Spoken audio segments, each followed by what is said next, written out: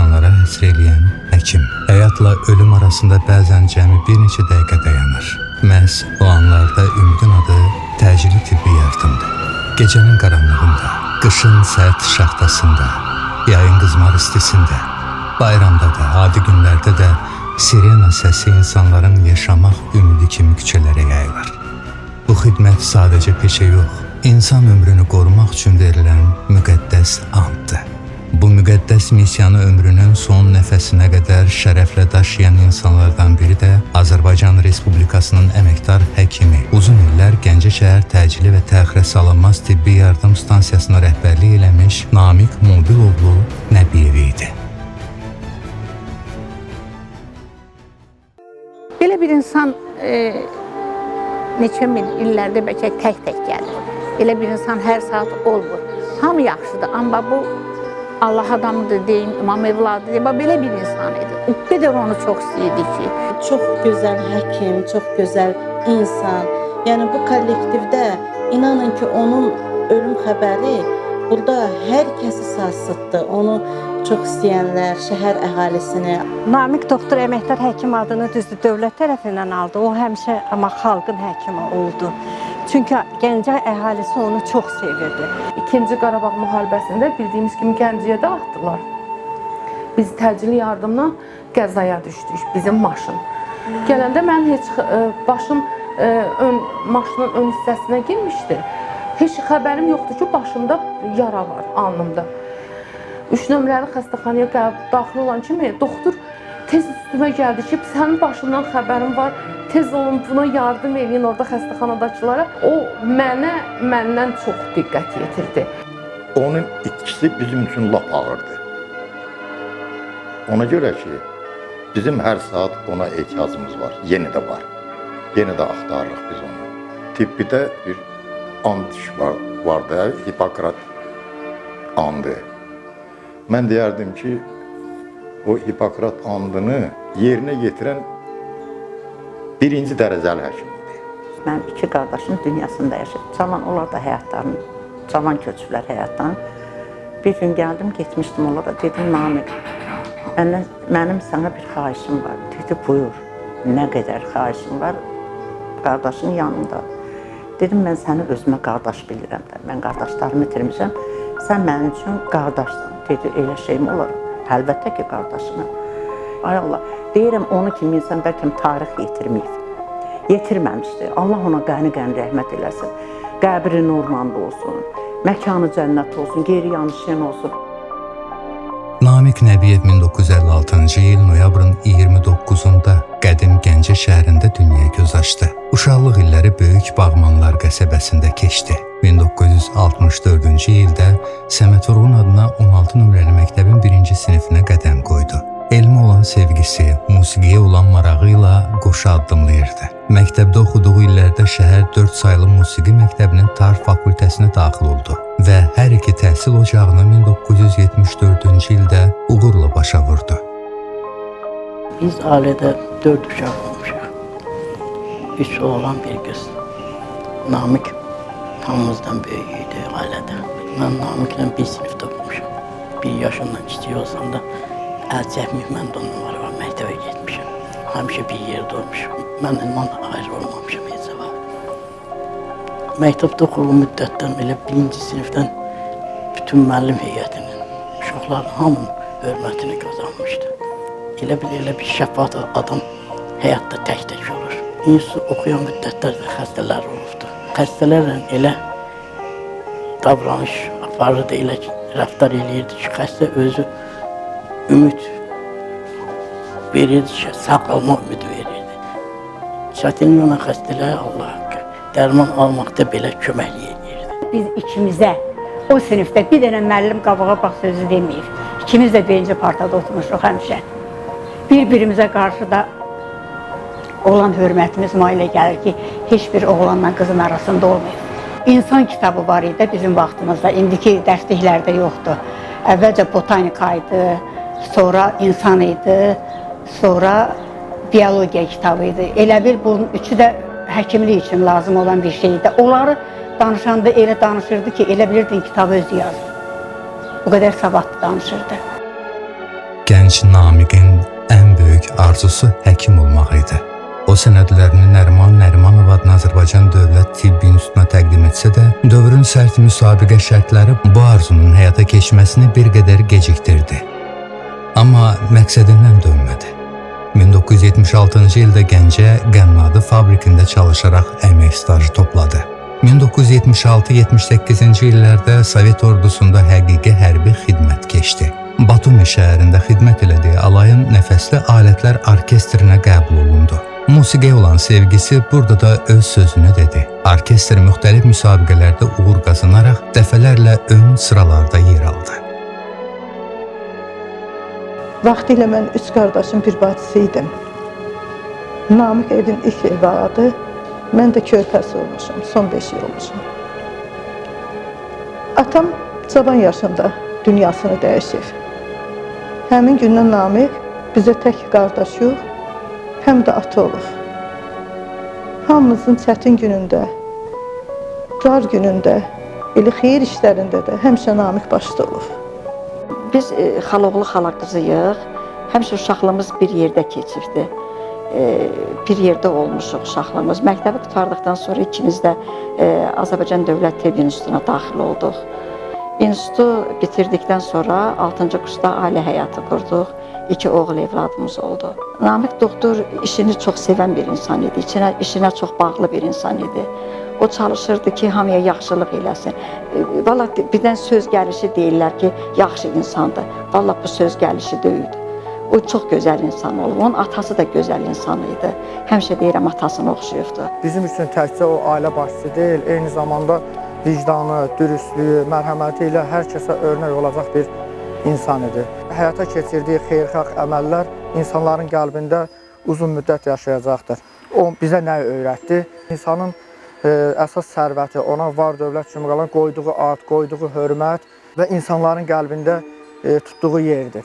Ona qoyulan hörməti. Bizə bunu aşıladı, bizə bunu öyrətdi. Çünki onun özü də məhz belə bir həyat yaşamışdı.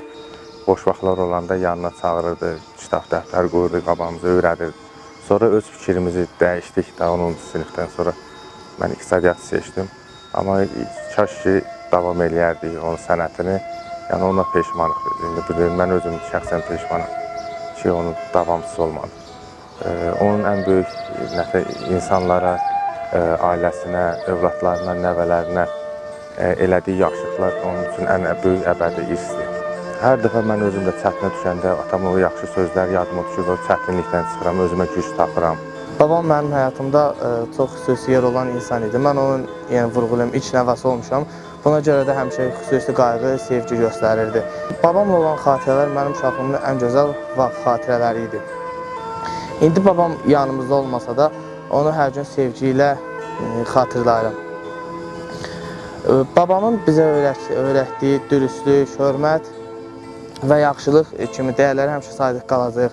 Babamın gülər üzü, mənə göstərdiyi qayğı həmişə yadımda qalacaq. Bunu heç vaxt yadımdan çıxaraq istəyirəm. Dərslərimizlə maraqlanırdı, dərsləri mənə başa salırdı. Babamın həmişə bir sözü vardı, bir işi görəndə həmişə tam görmək lazımdır. Məni hər gün idmana apardı, idmandan götürürdü, müəllimlərimlə danışırdı, haqqımda öyrənirdi müəllimlərimdən. Hərbi xidmətdən sonra yenidən təhsil yoluna qayıdan Namiq Nəbiyev hazırlıq şöbəsinə qəbul olundu və 1979-cu ildə Azərbaycan Dövlət Tibb İnstitutunun Müalicə Profilaktika Fakültəsinin tələbəsi adını qazandı. 1985-ci ildə ali təhsilini uğurla başa vurdu. Tələbəlik illəri də zəhmət və fədakarlıqla yadda qalır.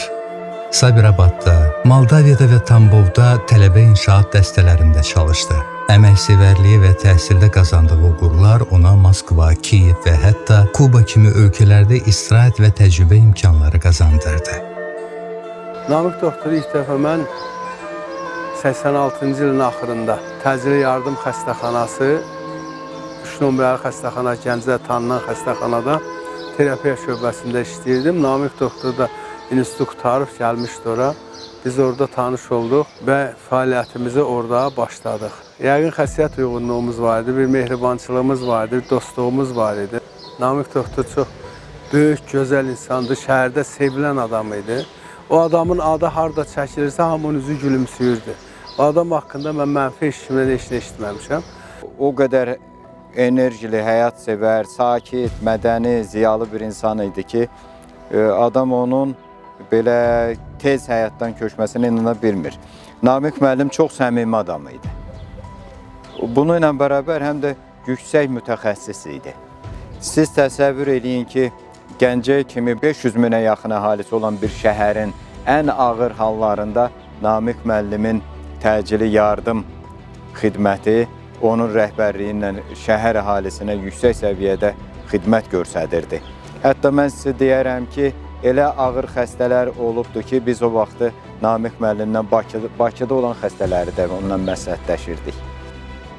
1986-cı ildə internaturanı Gəncə şəhər təcili və təxirə salınmaz tibbi yardım xəstəxanasında terapiya və reanimasiya şöbələrində keçdikdən sonra taleyini bir dəfəlik təcili tibbi yardıma bağladı. Elə həmin ildən Gəncə şəhər təcili və təxirə salınmaz tibbi yardım stansiyasında çağırışçı həkim kimi fəaliyyətə başladı.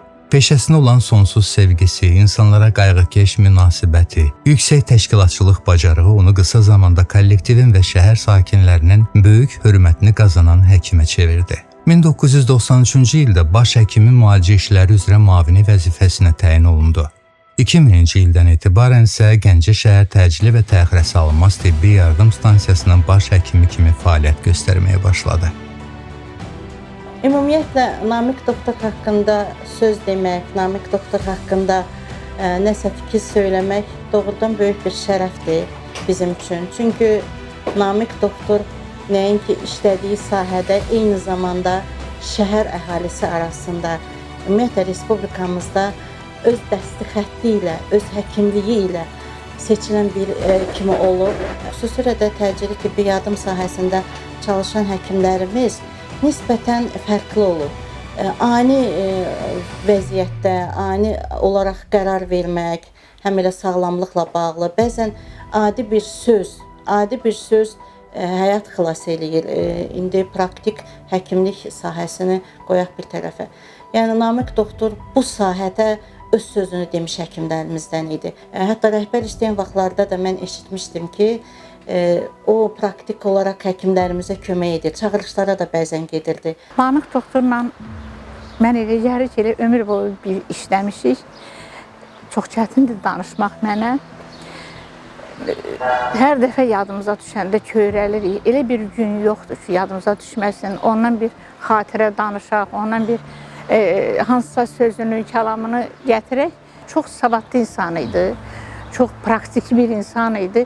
Yəni, həkimlik oxumaq ayrı, ona elə bir Allahdan bir vergili həkim idi. Çətinə düşmüşük, yanımızda olubdu. Olubdu, bir dəfə bir xəstəyə baxırdıq, çox haylı küylü xəstə ora gətirmişdilər. Oradan gördü, onda hələ baş həkim işləyir. Gördü ki, aşağıda otaqda nəsə haykü var. Ley kimi gəldi üstümüzə, onu sakitləşdirdi, bunu sakitləşdirdi. Bax, pusat bu belə olacaq, pusat bu belə olacaq, elə bil arxa kimi. Həmişə arxa olubdu bizə. Elə bilmişik ki, bir böyük qardaşımız var, arxamızda dostumuz var, bir ailə kimi.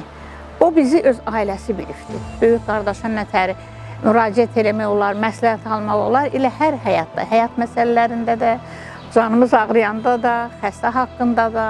Deməli, kriminal bir hadisə olmuşdu. Silahlı adamlar evə girmişdilər və evdəkiləri girov götürmüşdülər. Və bizi də ora, deməli, idarədən bizi ora çağırmışdılar ki, yaralanan zad olsa, gəlin ora kömək edin. Gecə saat 2-3 idi. Biz çəkinirdik də, qorxurduq ki, orada hər cür hadisə ola bilərdi. Biz onda Namiq doktoru yığdıq, şəxsən mən Namiq doktoru yığdım, dedim ki, Namiq doktor, belə bir hadisə ilə qarşılaşmışıq. Biz burada gözləyirik də, burada hər cür hadisə ola bilər. İnanın ki, heç 15 dəqiqə keçmədi, gecə saat 3 idi. Namiq doktor durdu, gəldi və o əməliyyatda səhərə qədər bizim yanımızda oldu, səhərə qədər. Onun çox özəl xüsusiyyətləri var idi. Namiq doktorun iş rejimi yox idi. Yəni, saat 3-də işdən çıxdım, gedim istirahət edim, bu yox idi. Onun telefonu həmişə açıq idi. Hər bir işçi onunla əlaqə saxlaya bilirdi. Hər təzə gələn işçini o təlimatlandırırdı. özünün təcrübəsindən, başına gələn hadisələrdən söyləyirdi və o qədər ürək verirdi ki, yəni təzə işçi bu mənim rəhbərimdir, mən ona zəng eləyə bilmərəm, söhbəti yox idi. Zəng eləyirdik və o məsləhət verirdi. Onun rəhbərliyi dövründə stansiyanın fəaliyyəti daha da təkmilləşdi. Tibbi xidmətin fəaliyyətinin yüksəldilməsi istiqamətində mühüm işlər görüldü. Çox incə bir düşüncəli insan, yəni insan kimi insan, həkim kimi həkim. Nəbiyev Namiq doktorda da həm insanlıq, həm də həkimlik üst-üstə düşmüşdü. Hər bir şeydə kömək eləsin, hər bir incə bir düşüncə. Çox savadlı həkim idi. Çox savadlı. Hətta öz yaxınlarımızı belə, yəni rahatlıqla, yəni ona əmanət edə biləcəyimiz bir həkim idi. Bilmədiyimiz bir şeyi soruşurduq. Hər dərmanın individual bir insan idi. Hər dərmanın dozasının qramlarına kimi bildirirdi ki, bu qramda, bu təsirləri. O qədər fəxr edirəm ki, mənim elə dostum, qonşum olubdur. Davranışı ilə, ağıllı məsləhətləri ilə fərqlənən bir insan idi.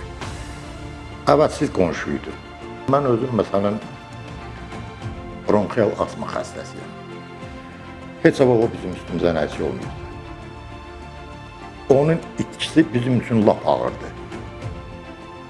Ona görə ki, bizim hər saat ona ehtiyacımız var. Yeni də var. Yeni də axtarırıq biz onu. Bütün el üçün yarayan insan idi. Həkim kimi. Hipokratın andına sadiq insan idi, həkim idi. Sizə canınıza sağlıq, mənim 2 qardaşım dünyasında yaşayıb. Cavan onlar da həyatlarını, cavan köçüblər həyatdan. Getmişdim onlara, dedim Namiq, mənim sənə bir xahişim var. Dedi, buyur, nə qədər xahişim var, qardaşın yanında. Dedim, mən səni özümə qardaş bilirəm, mən qardaşlarımı itirmişəm, sən mənim üçün qardaşsın. Dedi, elə şeyim olur, əlbəttə ki, qardaşım. Dedim, sən bilsən də mənim aləmdə xəstələrim çoxdur. Anam, bacım, misal üçün, qohum qərəvələrimdə, yoldaşım tərəfdə.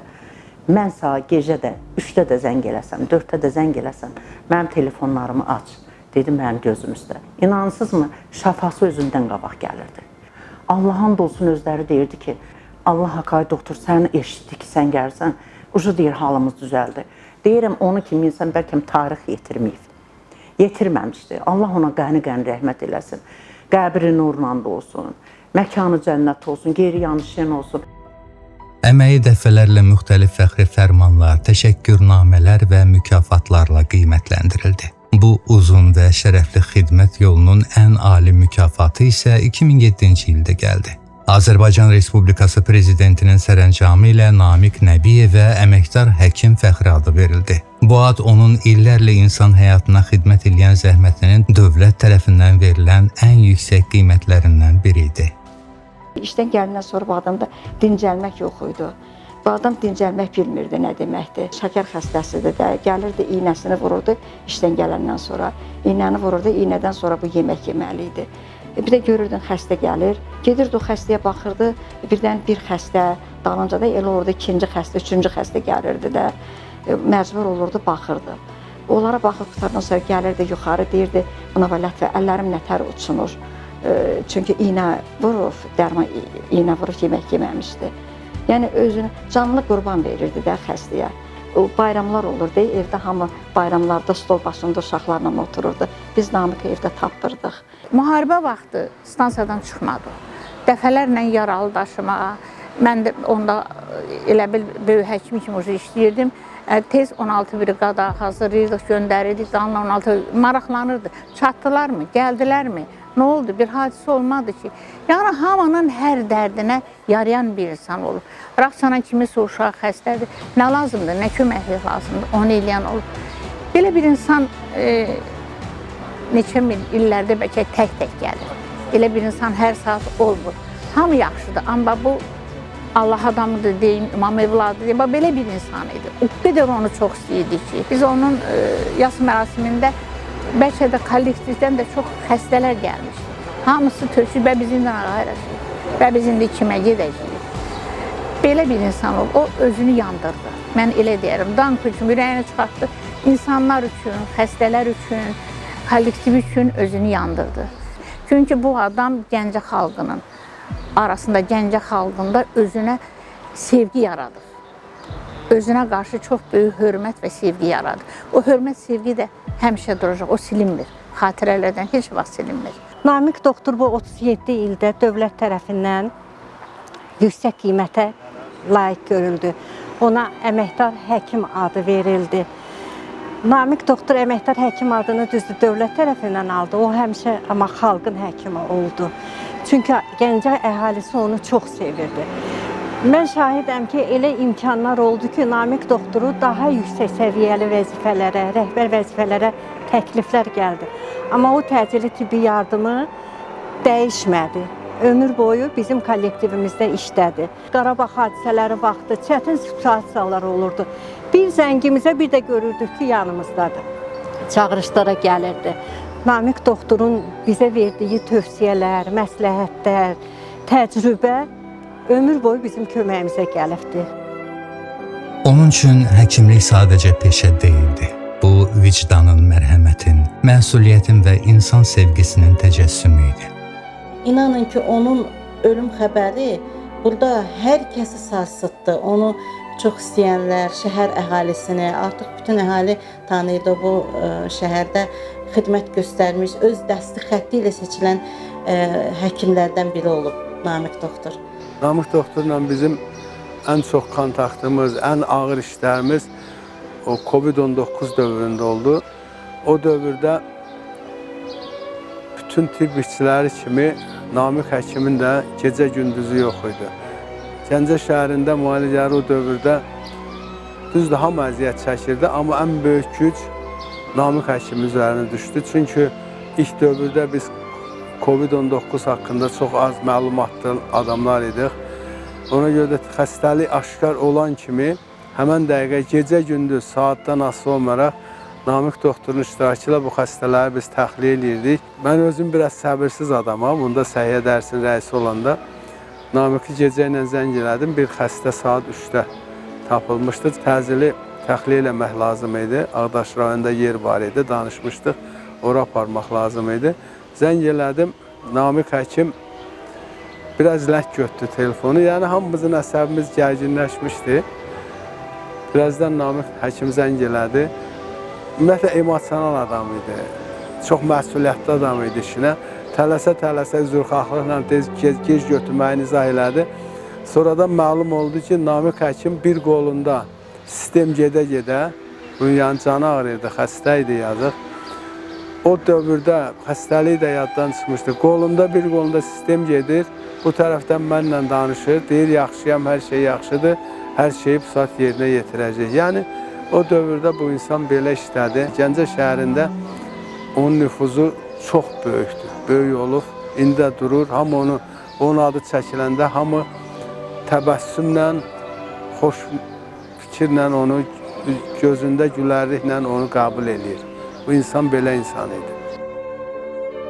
Minlərlə insanın həyatına toxunan, saysız hesabsız ailələrin dualarında yaşayan Namiq Nəbiyev ömrünü insan sağlamlığına həsr etmiş, əsl ziyalı və fədakar həkim kimi yadda qaldı. Korona vaxtı 20-21-ci illərdə Namiq, deyərsiniz yenə də söz gəlişi deyirəm, vallahi söz gəlişi deyil. Namiq gecə-gündüz işlədi. Gündüz işdə işlədi, gecə də evdə işlədi. Gecə səhərə qədər, hər gün, bir gün yox, səhərə qədər xəstə qəbul edirdi. Bir də görürdük, səhər 5-dir, deyirdim, Namiq, səhər işə gedəcəksən, heç olmasa get 1 saat yat. Deyirdi, hara yatım da səhər açı. İnanmazsınız, hava işıqlaşırdı. Deyirdim, Namiq, sən bu 2 ildə, 2 il geri düşmədin, həqiqətən 10 il geri düşmüşdü. Onu bəlkə də heç kim hiss eləmirdi. Onun sifəti o qədər düşmüşdü, o qədər yaşdaşmışdı, o qədər qocalmışdı. 2 ilə çox sevinirdi torpaqlarının alınmasına. Deyirdi, Şuşaya gedərik. Qismət olmadı. İnanın ki, Namiq rəhmətə gedəndən sonra mən heç bir toy məclislərində hələ indiyənə kimi iştirak eləməmişəm. Yas mərasimlərinə gedirəm. Hansı yas mərasiminə olursa olsun gedim. İnanın ki, orada mən içəri girən kimi rəhmətlik Namiq həkimin bacısı deyəndə həmin yas yiyəsi öz ölüsünü bəlkə də unudub Namiq haqqında danışır. Onun mərhəmətindən, onun qayğı keçdiyindən mən onda bir anlıq o qədər qürur hissi keçirirəm. Hamının hörmətini qazanmışdım. Mən ondan narazı bir adam hələ işləməmişim. Kim görürüm, uzaqdan görəndə də gəlib bir dənə arqadan tutub qıcaqlayıb, gülləyib, öpürlər ki, Allah qardaşına rəhmət eləsin. Onsuz da həvə müvəqqətidir bu həyatda. El eləmək lazımdır ki, sonra hamının rəhmətini qazanasın, sonra yaxşı deyərlər.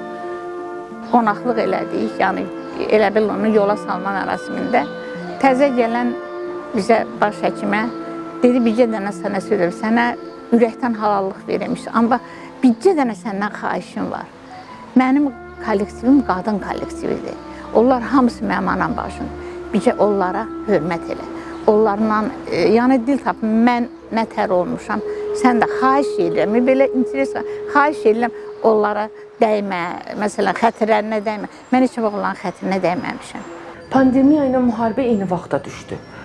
Bu insan ev üzü görmədi. Qəribə bir şeydir. Xəstəxanaya xəstə aparırdıq, Namiq doktor xəstəxanadadır. Nəsə olubdur, sizdə nəsə həmişə ya işçisinin çox yanındaydı. Bizlə bir yerdə, bizlə ön cəbhədə də oldu, bizlə xəstəxanada da oldu. Yəni biz o insanın pandemiyada da vuruşduğunu gördük, müharibədə də vuruşduğunu gördük. Heç vaxtı dayanmadı. Hər şeyi qeyri-adi olaraq elə bölmüşdü ki, bir dənə narazılıq, bir dənə işdə gecikmə, bir dənə işdə çatışmamazlıq yox idi.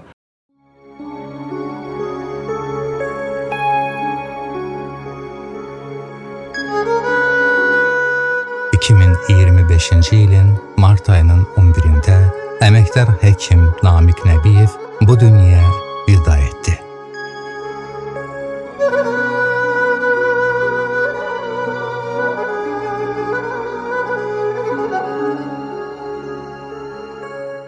Lakin bəzi insanlar ömürlərini başa vurmurlar. Onlar xatirələrdə, yetişdirdikləri həkimlərdə, xilas elədiyi insanların talelərində yaşamağa davam edirlər.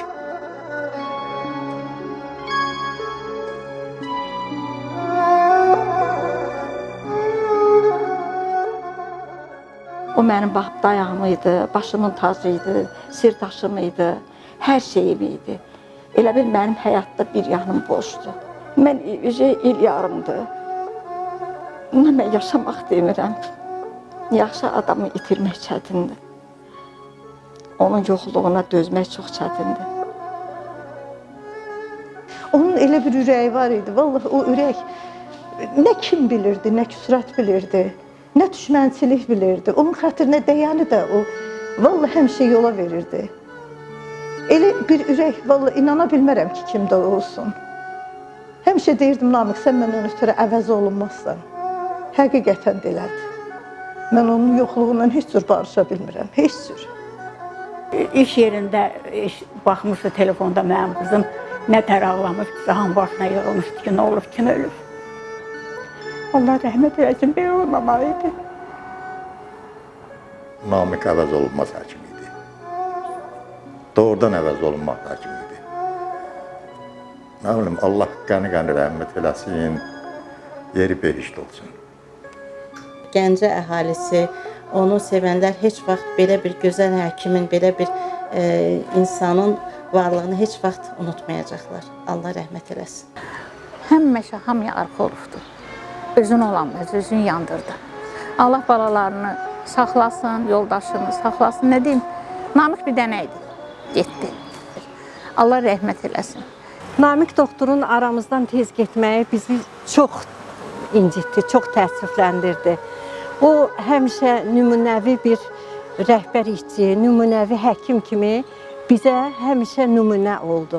Ona görə də təcili tibbi yardım stansiyasının keçmiş işçiləri onu həmişə xoş xatirələrlə xatırlayırıq. Allah yerini behiştli eləsin Namiq müəllimin.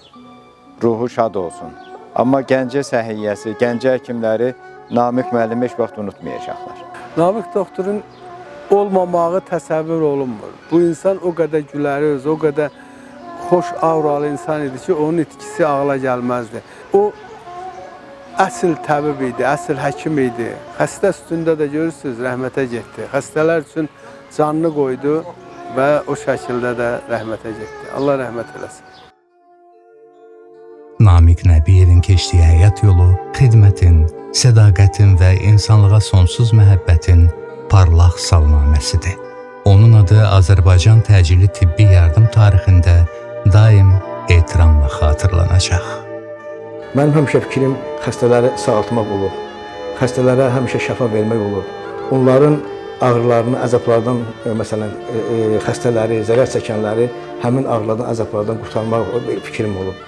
Belə bir söz də var ki, xəstə gərək həkim ona heç bir ilkin tibbi yardım eləmədən, yalnız söhbətinlə, sözünlə, məsləhətinlə, ona müəyyən biraz ürək verməklə, belə vəziyyət o həkimdə yoxsa da şirin dil, şirin üz, həm xəstəyə, həm xəstənin qohumlarına, həm xəstənin qonşularına belə münasibət bəsləməsə, yəni belə adamlardan mən inanmıram ki, həkimlərdən həkim bunlar demək olmaz. Həkimlik peşəsi çox çətin peşədir, amma çox şərəflidir.